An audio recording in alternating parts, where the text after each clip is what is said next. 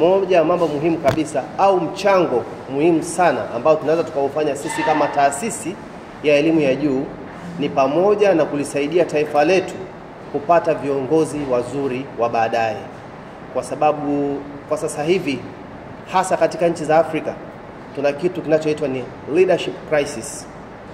Tunacho kila kitu ambacho Mungu ametupatia, lakini kwa sababu moja au nyingine tunashindwa kupiga hatua kutoka hapa tulipo kusonga mbele, kwa sababu hatuna viongozi wazuri na wenye utashi wa kufanya maamuzi, na hasa sio maamuzi tu, lakini maamuzi mazuri. Kwa hiyo naomba nichukue fursa hii kwanza kuwapongeza na kuwashukuru kwa kuweza kufika mapema. Najua ratiba hii tulitwist kidogo, lakini na nyinyi mkaitikia vizuri. Hii inatuonyesha kwamba nyinyi ni viongozi wazuri, ni watu ambao mko flexible, lakini mnajali vipaumbele. Mliona kwamba hichi ni kipaumbele.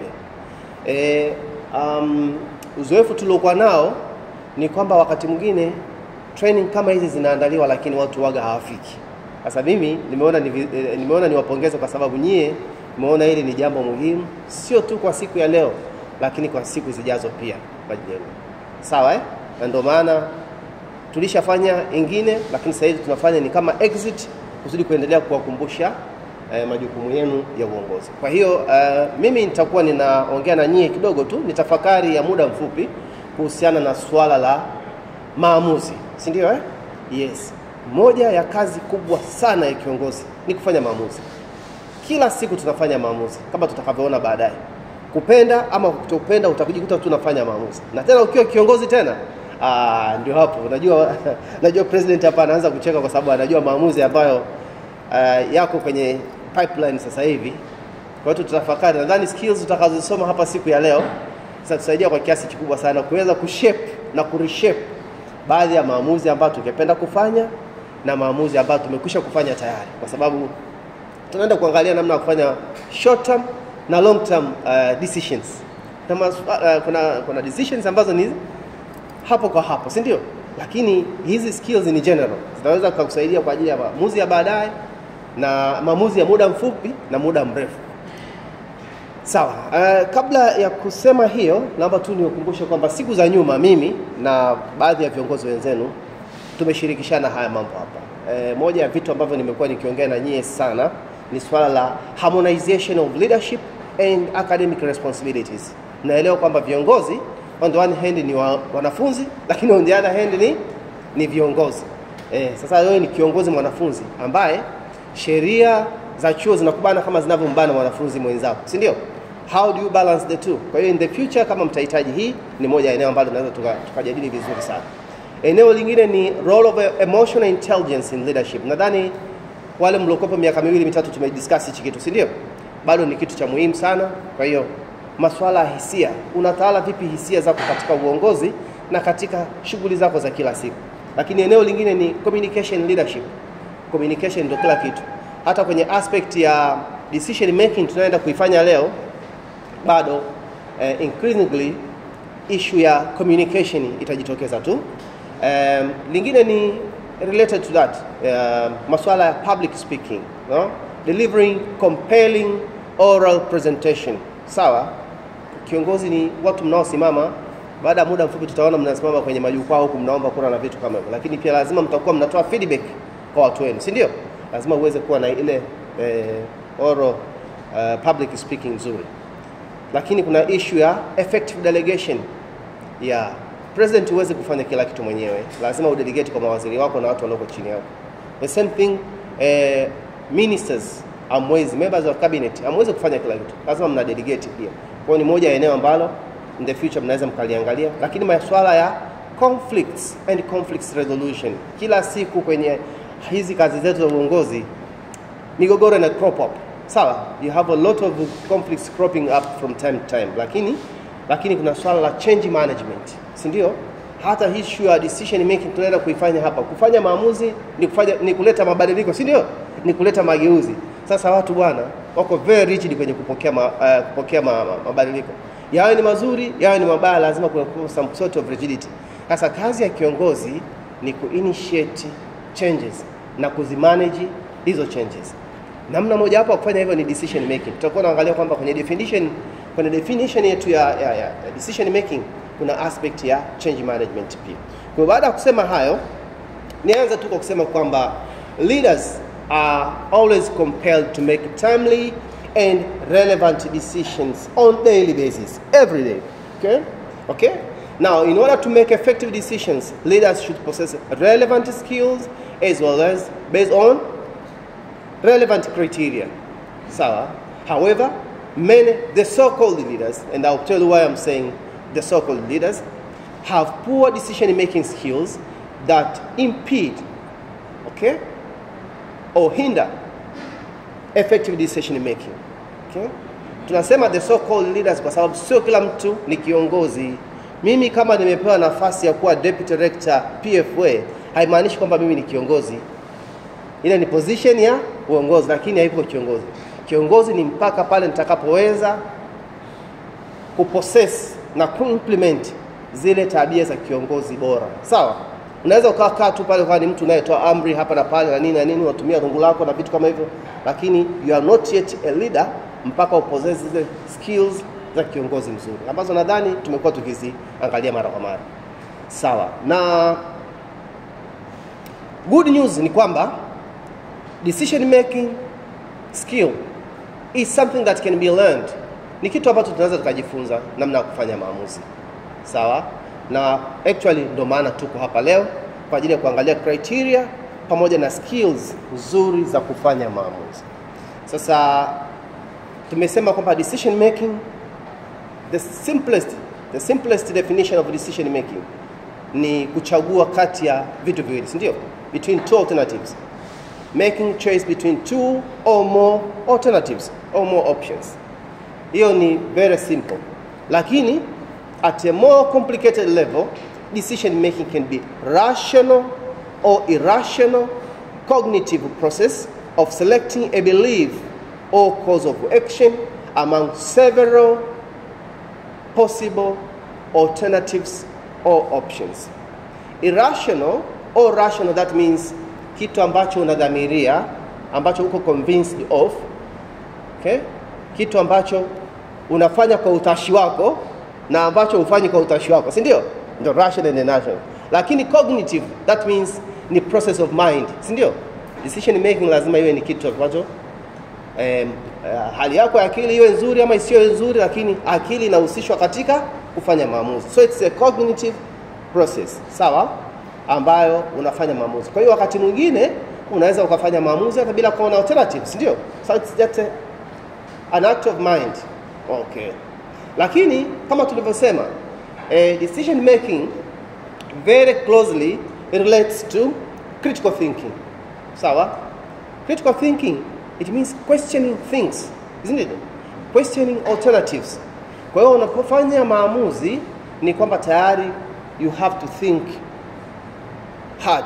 You have to think in a very critical way na uwe tayari kuyatetea hayo maamuzi yako. Lakini pia it relates to creative thinking. Creative thinking, it means doing something in another better way. Mtu unayekuwa na namna mbalimbali za kufanya kitu kile kile kuendana na situations mbalimbali, basi you are a critical thinker. Kwa hiyo wakati mwingine unafanya decision sio a very critical decision, lakini ni kwa sababu umebadilisha namna ya kufanya kitu, si ndio? Hiyo na yenyewe ni decision pia. Na ndio maana tunasema leaders must or should be creative thinkers as well. Sawa? Lakini it also relates to change management, kama nilivyosema, kwa sababu making a decision, it means initiating a change, starting a change or starting a new thing ambayo watu wengi hataipenda. Sasa ukisha introduce change, lazima umanage ile change mwanzo mwisho. Na ndio maana one of the things nilivyosema hapa, change management in organization, role of a leader. Kiongozi una role kubwa sana ya kuplay katika kusimamia maamuzi au kusimamia mabadiliko katika taasisi. Kwa hiyo tunasema kwamba it relates to change management because it relates to transition and transformation. Si ndio? Transition, that means you are moving from one place, from one stage or one situation to another. But transformation, you are making changes. You want to transform the education system or something like that. Okay. So that's what we mean by. Okay. So at least you now have a broad understanding of what we call decision making. Now, as we said, decision making can be short term or long term, isn't it? Sasa ukiangalia kwenye short term, nyingi mnazifanya nyie, sio? Changing class timetable. Tukibadilisha ratiba ya mtihani hapa, lazima CBESO mnaulizwa bwana, nendeni mkaongea na uongozi, si ndio? Au nyie mnaweza mkatomba siku moja tubadilishe ratiba, au mkaamua kwamba mnabadilisha. Kabla hujafanya hayo maamuzi, unafuata taratibu zipi, si ndio? Sasa namnyoshia kidole huyu jamaa ndio kiongozi wenu, lakini nawanyosheni wote. Kama unapoamua kufanya maamuzi, unachukua unaanzia wapi, unaishia wapi. Sawa? Kwa hiyo vitu kama hivyo hapo. Sawa? Approving extra funds for students sports activities. Okay? Mnaweza mkafanya hivyo siku moja, tunataka tuongeze. Ina implication gani? Mnachukua criteria gani kufika hapo? Kwa hiyo tutaangalia. Lakini we have long term hapa. Introducing new campus, introducing academic programs, introducing new fee structure na vitu kama hivi. Hivi ni vitu ambavyo vya muda mrefu na vina impact. Wakati mwingine decision inakuwa ni muhimu hata kama ni ya short term, not because kwa sababu ya sensitivity yake. Sawa? So wakati mwingine complexity ya decision inategemea na sensitivity yake. Is that okay? Kwa hiyo it can be not a long term but a sensitive one. Lazima uweze kuwa makini pia, ushirikishe watu na mambo kama haya. Kwa hiyo sasa tumesema kwamba sisi at this juncture we are more interested in long term decision making. Why? Kwa sababu ukitaka kuwa na sustainability, ama muendelezo wa taasisi yako ama wa yale majukumu uliyokabidhiwa, ni lazima uwe ni mtu ambaye ni strategic thinker. Na strategic thinker, that means you need to make long term decisions. Long term decisions ndio kama tulivyoziona hizi hapa. Na baada hapa chini tutaenda kwenye mifano ya long term decisions zingine kusudi mmeweze kuzielewa vizuri.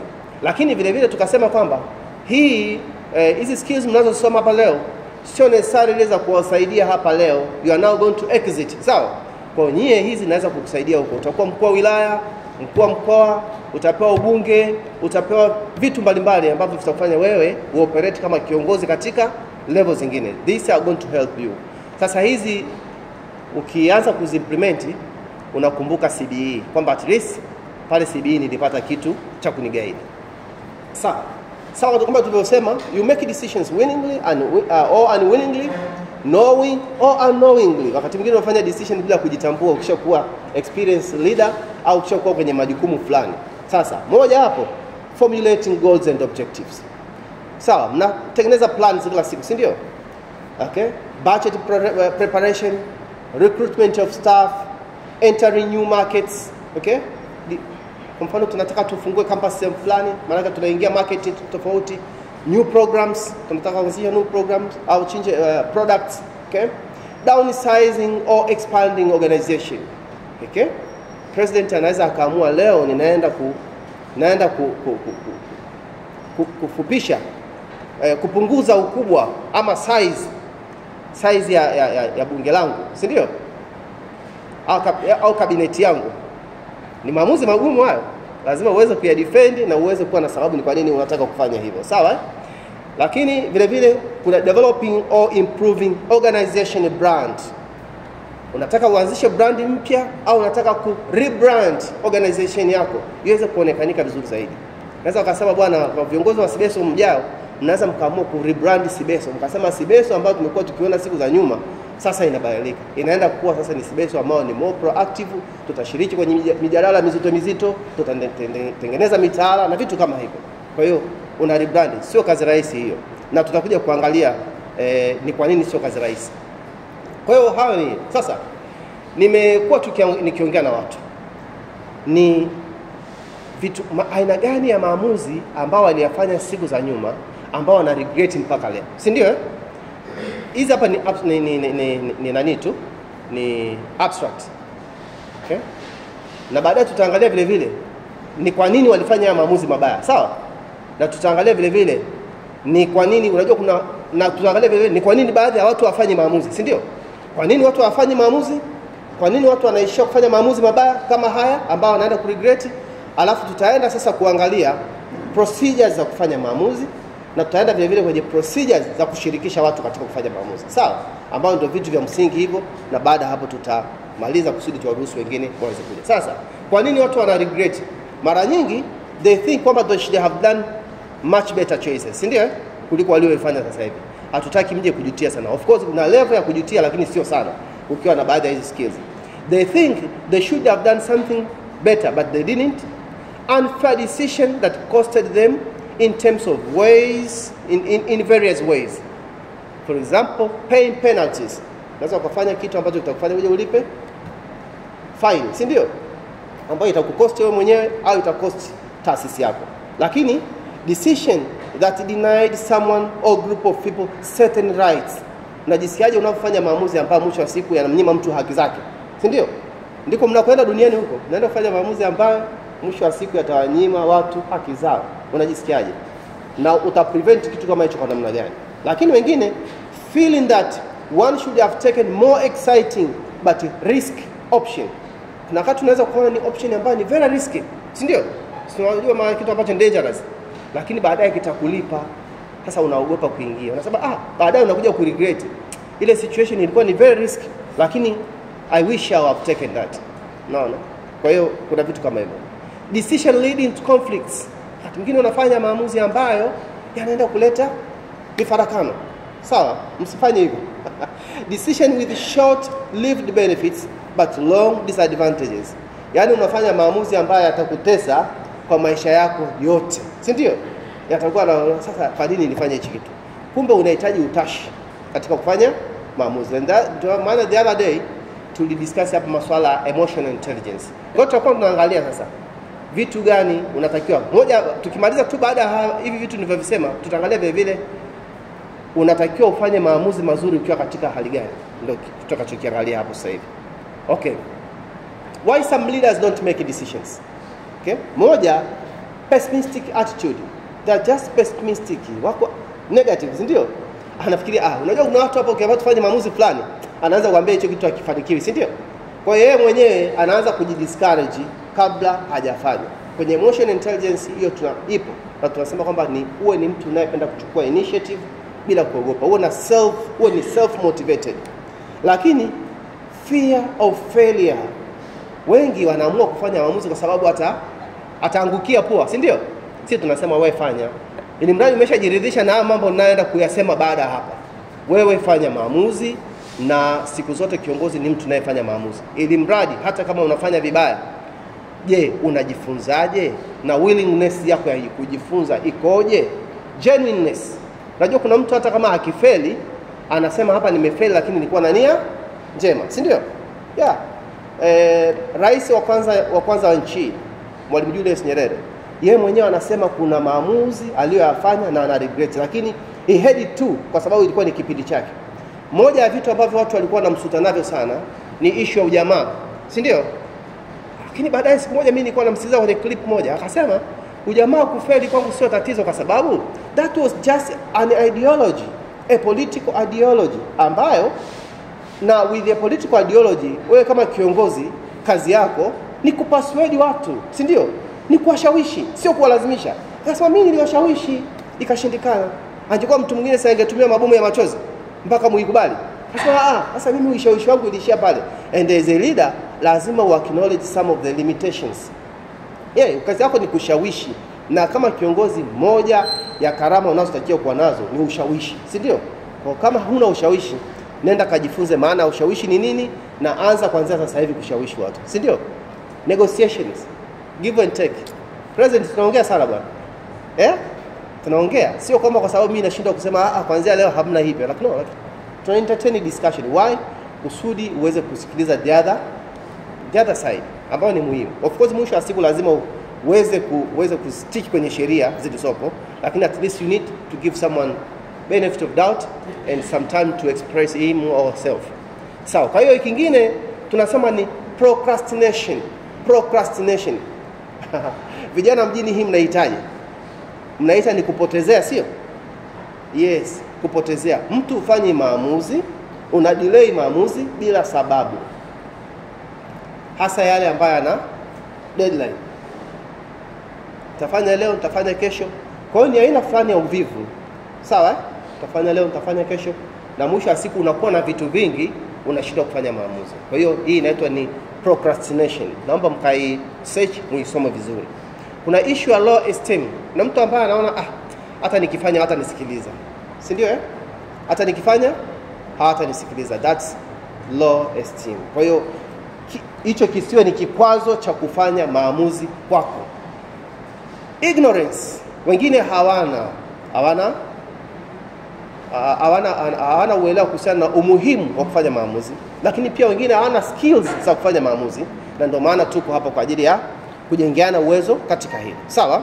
Sawa. Lile swali langu sasa. Why do we make bad decisions? Moja ni emotions. Tunasema kwamba tusifanye maamuzi tukiwa kwenye excitement, tukiwa kwenye either positive or negative emotions. Ukiwa na furaha sana, tatizo, utafanya kitu cha kuwafurahisha watu ndani ya muda mfupi, afu baada ya muda mrefu unateseka, si ndio? Ukiwa na hasira, utamuumiza mtu, utaishia kwenda jela, sawa? Au utaishia kwenda kutumbukiza taasisi mahali pabaya. Don't make decisions in emotions. Kuwa calm unafanya emotion. Unafanya nini? Yeah, much of this has been covered in the emotional intelligence presentation. Lack of adequate information to allow us make informed decisions. Kabla hujafanya maamuzi, ni lazima ufanye inquiry hapa na pale. You need to ask, kutafuta credible sources of information kusudi zikuinform vizuri kabla hujafanya maamuzi. Usifanye tu maamuzi kutoka kichwani kwako. Soma vitabu, kutana na experts, jifunza hapa na pale. Na by the way, by the time unamaliza kuongea nao, unajiona ningefanya hivi ningeenda chaka, si ndio? Lakini pia we can have too much information. Siku hizi kuna taarifa nyingi sana, sio? Ukienda kwenye mitandao ukisearch kitu kimoja unapata taarifa nyingi sana. Kwa hiyo you have a lot of information. Waga inawachanganya watu. Na ndio maana ingine tunasema ni lack of analytical and critical thinking skills or inability to question data. Ukitaka overcome hiyo hapo juu, ni lazima uwe na analytical and critical thinking skills. Uwe ni mtu unaye question vitu. Kwa nini nadhani hii ni nzuri katika context yangu? Is that okay? So that's it. You need to think deep and in a reflective manner. Lack of concentration resulting from multitasking. Unashindwa kuconcentrate kutokana na kazi nyingi ama kujihusisha na mambo mengi sana. Wewe ni kiongozi, huyo ni mfanyabiashara, huyo uko kwenye politics, huyo uko kwenye masuala ya kijamii, unashindwa concentrate na kufanya maamuzi mazuri. Mwisho wa siku unasema acha liende. Lakini hilo lina impact kwenye maisha ya watu. Kwa hiyo as a leader, kama huna uwezo, kuna baadhi ya watu ambao ni multitasking wazuri, lakini kuna wengine ambao ni lazima useme kwamba lazima uweze kuconcentrate kwenye moja, uache lingine. Lakini pia wanasema zaidi ya 40% ya maamuzi yanakuwa mabaya kwa sababu watu wanakuwa wamechanganya mambo. Si ndio Watu wamekuwa wamejihusisha na task zaidi ya moja. Kwa hiyo 40% unajua ni kubwa sana. Kama wewe unakosa 40% ni kitu kwa hiyo uwe makini sana kwenye kuchanganya mambo. Sawa? Uwe na akili ambayo iko focus kidogo na iliyotulia unafanya maamuzi. Lakini kuna poor involvement of stakeholders and poor communication of decision to stakeholders. Hizi mbili za mwisho itakuwa sehemu yetu ya pili.